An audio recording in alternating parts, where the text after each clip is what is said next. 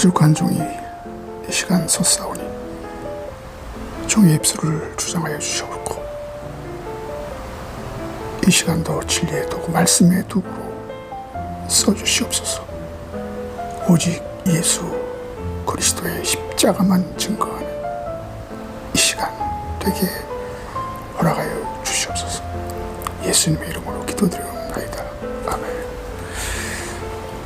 오늘 수요일 욥기서 강의 11번째입니다. 욥기 4장 7절로 21절까지 본문을 중심으로 욥기에 나타난 환상과 직통 계시에 대하여 오늘 말씀드립니다.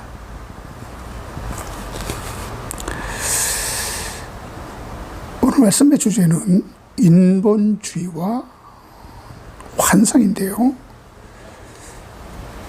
인본주의와 환상 체험이 여러분 어울리기나 합니까? 욥은 인본주의자라고 했죠. 그런데 하나님은 그에게 인본주의자 엘리바스를 붙이셨다는 겁니다.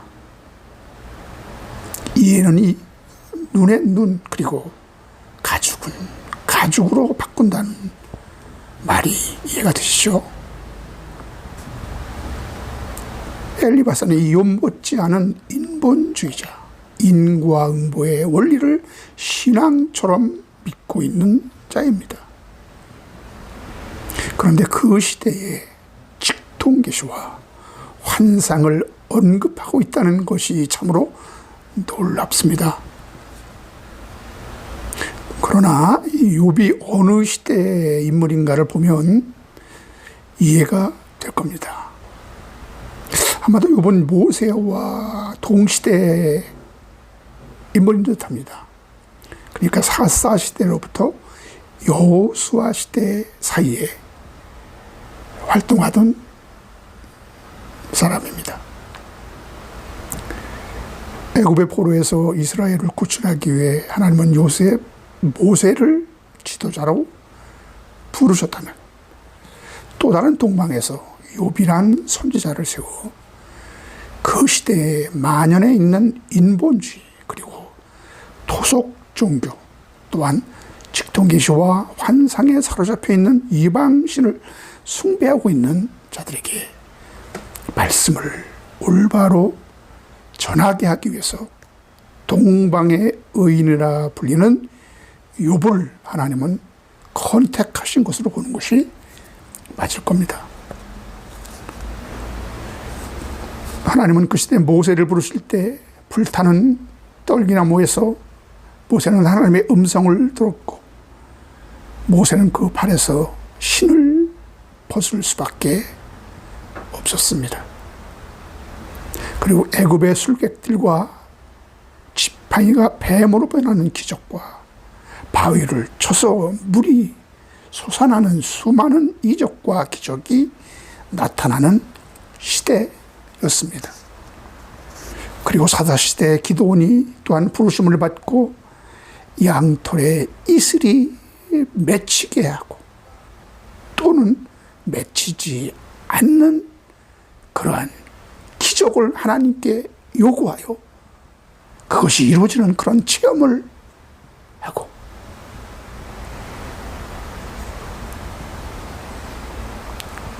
불이 내려오는 이적을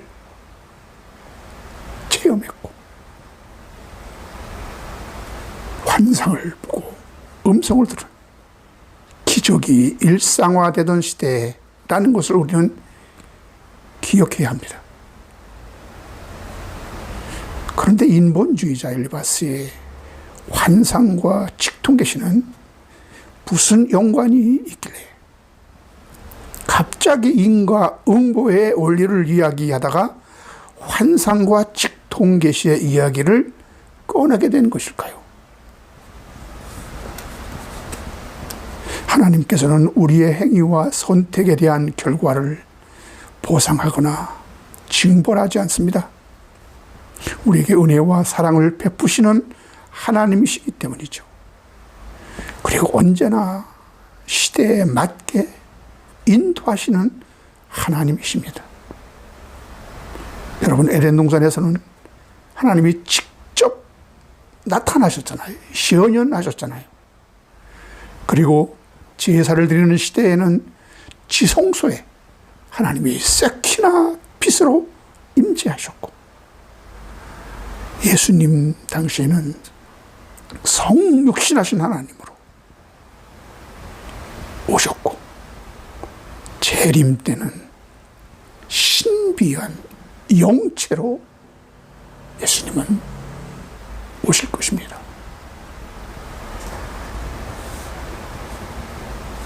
그러나 여러분, 인과 응보는 일반적으로 행위와 결과 사이에 상호작용을 의미하며, 이는 인간 사회에서 보상과 벌을 포함하는 원칙입니다. 여러분, 이런 분들에게 하나님의 사랑과 자비와 용서, 이런 것들이 이해하기 쉽지 않을 겁니다. 그러나 하나님의 사랑과 은혜는 인간 세상에서 작동하는 인과 응보와는 차이가 있죠. 별개입니다. 우리가 이것을 착각하기 때문에, 혼돈하기 때문에 많이 헷갈리게 되는데요. 이 원리를 역행하면서까지 택하신 자에게 적용되는데, 인간들은 이런 은혜의 원리가 작동함을 눈치채지 못하는 것입니다. 택한 자에게만 하나님께서 계시로 이 은혜의 원리, 하나님의 주권적인 역사, 하나님의 비밀한 계시의 말씀, 이런 것들이 계시를 통해서 나타나게 되어 있죠.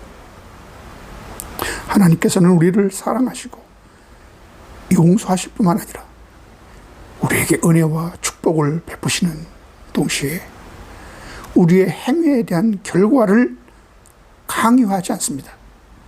언제나 좋은 것을 선택하도록 권면하면서 호소하시는 분이십니다. 욥기 4장 7절로 11절에 보면 이런 말씀이 있습니다. 생각하여보라, 죄 없이 망한 자가 누구인가? 정직한 자의 끊어짐이 어디 있는가? 내가 보건대 악을 밭갈고 독을 뿌리는 자는 그대로 고전하니 다 하나님의 입 가운데 멸망하고 그의 콧김에 사라지느니라. 사자의 우는 소리와 젊은 사자의 소리가 그치고 어린 사자의 이가 부러지며 사자는 사냥한 것이 없어 죽어가고 암사자의 새끼는 흩어지느니라.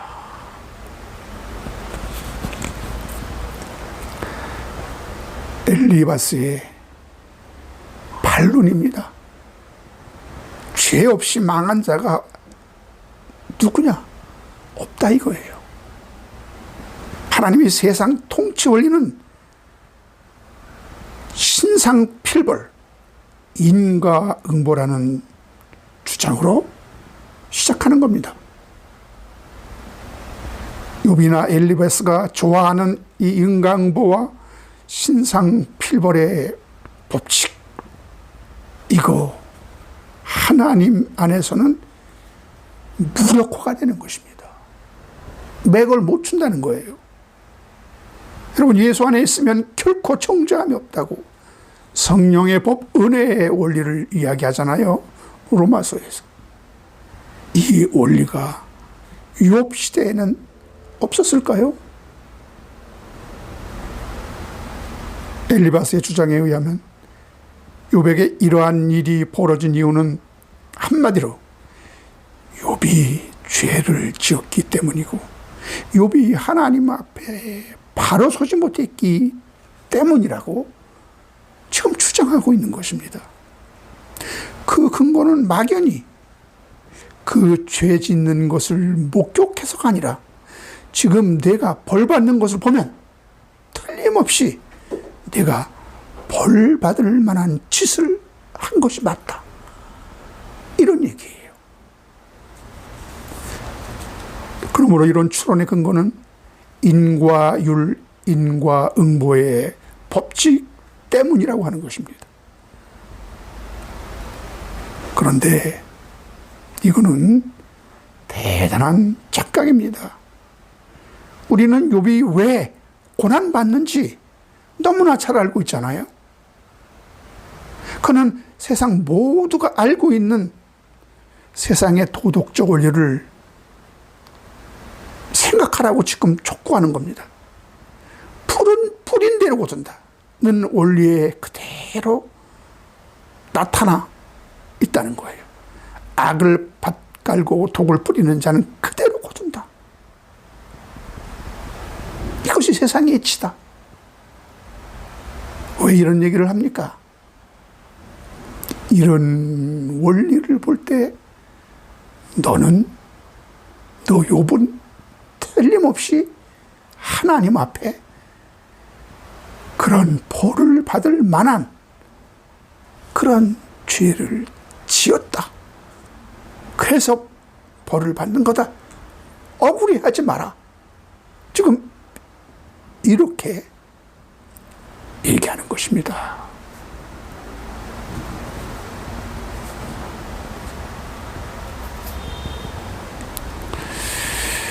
욥 잠언 22장 8절에 보면 악을 뿌리는 자는 재앙을 거두리니 그 분노의 기세가 쇠하리라 그랬어요. 시편 126편 5절 6절에 보면은 눈물을 흘리며 씨를 뿌리는 자는 기쁨으로 거두리로다. 울며 씨를 뿌리러 나가는 자는 반드시 기쁨으로 그 곡식단을 가지고 돌아오리로다. 아멘. 그러나 죄 없이 망한 자는 없다는 엘리바스의 단어는 세상 모든 사람들의 경우를 직접 관찰해서 얻은 결론이 아니라는 것입니다. 나쁜 것을 뿌리면 나쁜 결과를 맺는다는 말을 뒤집어 보면 나쁜 결과를 맺는 것을 보니 나쁜 것을 심은 것이 분명하다는 거예요. 근데 이것이 성경의 원리와 은혜의 원리와는 어긋난다는 것을 모르기 때문에 이 나타난 현상만을 보고 욥이 지금 무슨 큰 잘못을 범했다고 이 자복하라는 거예요. 그렇게 계속 압박하고 있는 거 아닙니까? 욥은 또 그것이 아니라고 강력히 저항하고 있는 것이고요. 이 욥기가 이렇게 전개되는 것입니다.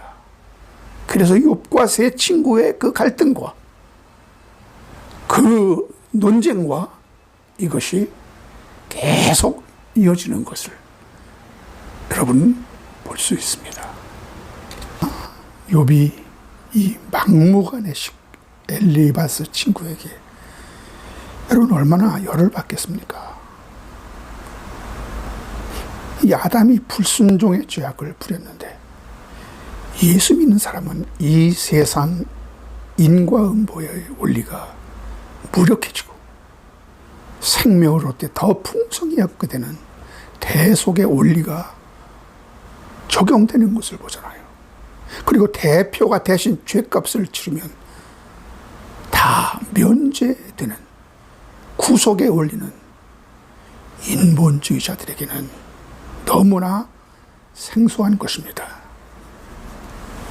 그래서 여러분 인본주의에 갇히면 절대로 은혜의 원리가 깨달아지지 않는 법입니다. 이 욥기는 엘리바스의 신학적 추론이 이 천상의 세계를 직접 경험할 수 없는 인간의 한계에서 나온 것이라는 점을 폭로하고 있는 것입니다. 설사 여러분, 욥의 잘못을 지적하는 엘리바스의 말이 욥을 아끼는 마음에서 그를 바로잡기 위해서 건네는 조언일지라도 독자는 엘리바스의 말이 정당하지 않다는 것을, 얼마나 잘못되었는지를 잘 알고 있습니다. 그냥 알지도 못하면서 떠드는 말일 뿐입니다. 그런데 갑자기 자기 영적 체험을 갑자기 전하는 거예요. 이 인본주의와 환상이 무슨 연관이 있길래 이렇게 환상을 본 체험을 얘기합니까? 오늘과 다음 시간에 걸쳐서 이 말씀을 드리게 될 텐데요. 깨닫는 시간 되기를 바라면서 욥기 7장에 보면은요, 여러분, 욥도 꿈속에서와 환상을 본 자였다는 것을 우리가 알 수 있습니다. 그런데 그는 환상에 대한 두려움이 있었던 것 같습니다. 이것을 염두에 둘 필요가 있습니다. 자, 이제 환상에 대한 부분을 얘기할 텐데요. 이번 시간에는 환상에 대해서 얘기하고 다음 시간에는 직통계시를 다루어 보겠습니다.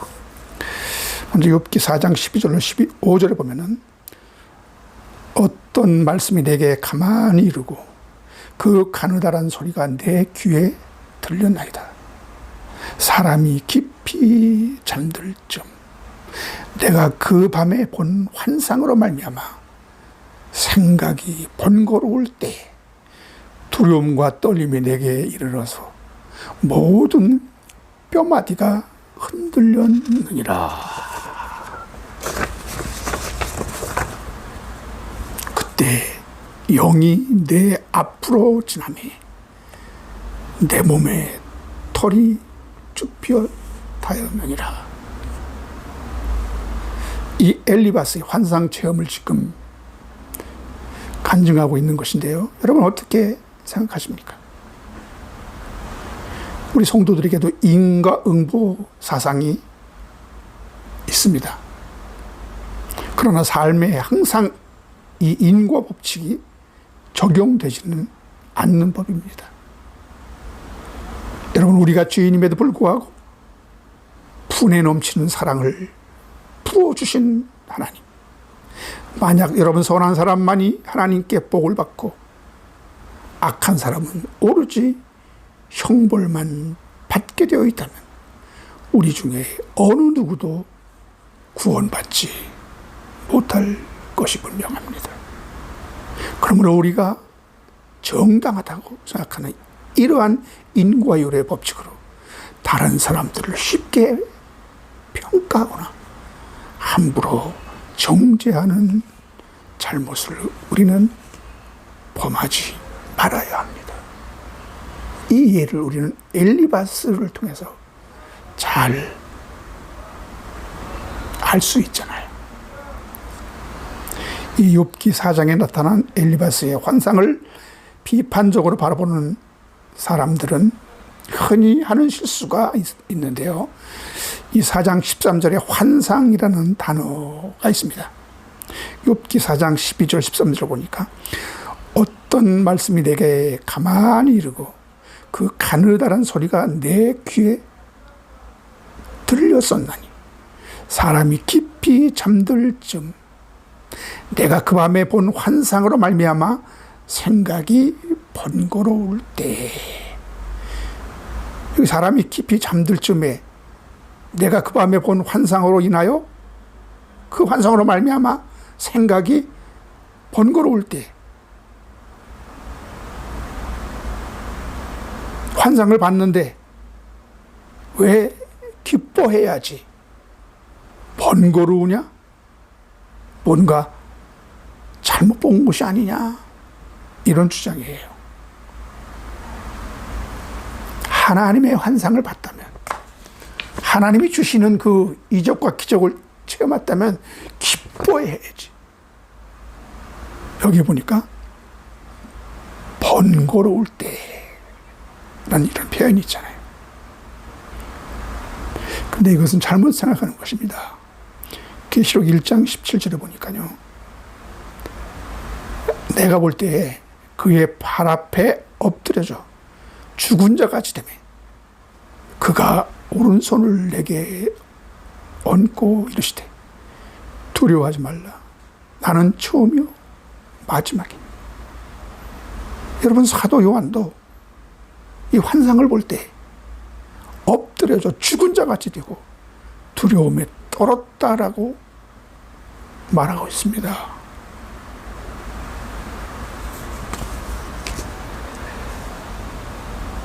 중요한 것은 환상을 보고 난 후에 그 메시지가 중요합니다. 어떤 메시지를 들었느냐.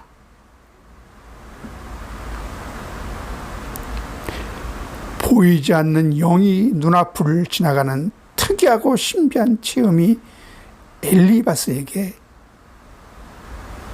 알려준 내용의 결론은 그들은 지혜가 없이 죽느니라 입니다. 4장 21절에 보면 장막줄이 그들에게서 뽑히지 아니하겠느냐. 그들은 지혜가 없이 죽느니라. 여러분, 하나님의 뜻을 알지 못하는 무지는 죽음과 멸망을 초래한다는 말씀입니다.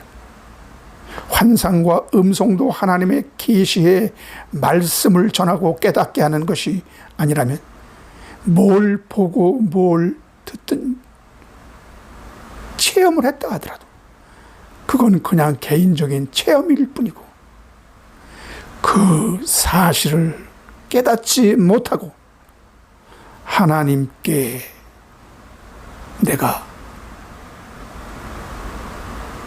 계시를 받은 척 한다면 결국 무지한 자가 돼서 죽는다는 겁니다.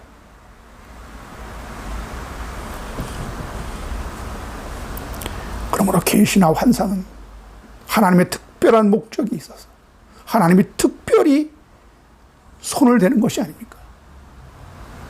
그러면 하나님이 찾아오신 목표가 분명해야 돼요. 그분이 분명한 메시지가 있을 것입니다. 그것이 분명하지 않고 어떤 환상과 기적이 일어났을 때 그때의 어떤 현상이라든가 그때 어떤 느낌이라든가 여기에 도취하게 되면 여러분 중요한 것을 놓치게 됩니다.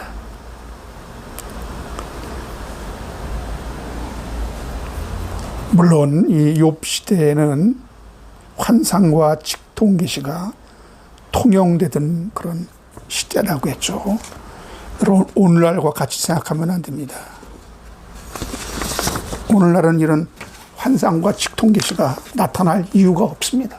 하나님이 그렇게 우리와 소통할 이유가 없는 것입니다. 왜 그렇습니까? 아직 경전이 완성되기 전, 성경 66권이 완성되기 전, 정식으로 여러분 길이 완전히 개통되기 전이라서 그때는 그래서 새 길이 필요했고 비탈길도 걸어야 했고 절벽길도 올라가야 했고 암벽을 타고 올라갈 수밖에 없었던 그러한 특수한 상황이라는 거죠. 구약시대, 모세시대, 여호수아 시대, 사사시대, 그때 욥이 그때 인물이란 말입니다. 허나 지금 성령의 감동으로 성경 66권이 완성돼요. 하나님은 이 말씀으로 소통하기를 원하시는데 자꾸 딴 길, 즉 환상, 이적, 기적, 투시, 예언, 직통계시 이런 것으로만 하나님과 소통하기를 원한다면 그것은 틀림없이 잘못된 방법입니다. 그렇게 해서 제대로 하나님을 만날 수 없다는 것을 알아야 돼요. 그들의 결과는 너무나 분명합니다. 당연히 신비주의로 흐르게 되어 있음은 너무나 자명한 사실입니다. 그러나 이렇게 주장하는 자들이 있습니다. 그러나 오늘날도 그런 영적 체험, 이적과 기사는 얼마든지 나타나고 있지 않습니까? 그것이 잘못된 건가요? 이걸 무조건 잘못되었다라고 할 수는 없습니다. 물론이죠. 그러나 그런 특별한 기적들이 나타날 그 상황을 우리는 잘 봐야 됩니다. 왜 그런 계시가, 그런 환상이, 그런 이적들이 빈번하게 나타났는지,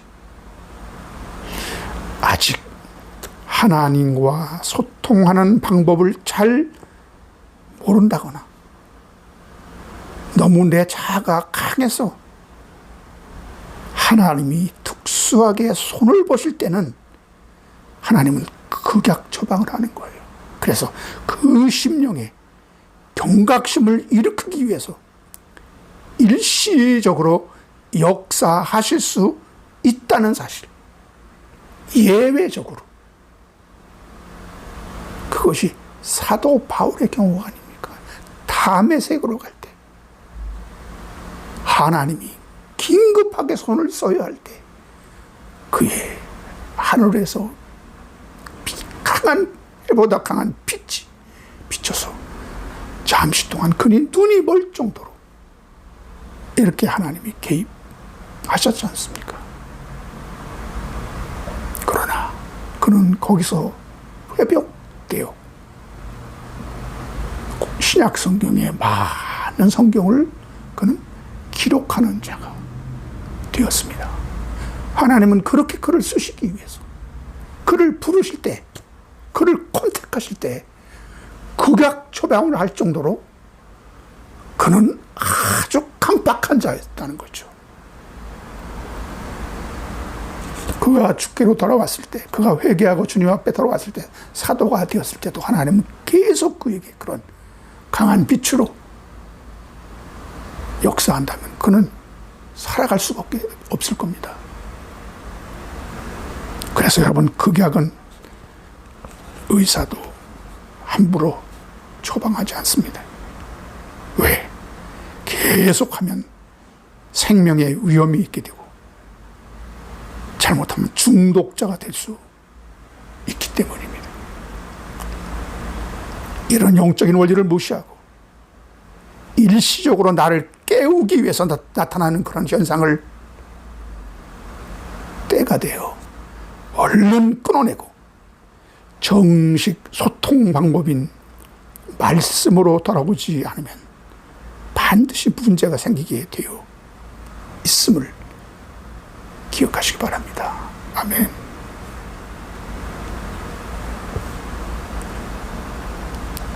그러나 엘리바스의 경우는 어떠합니까?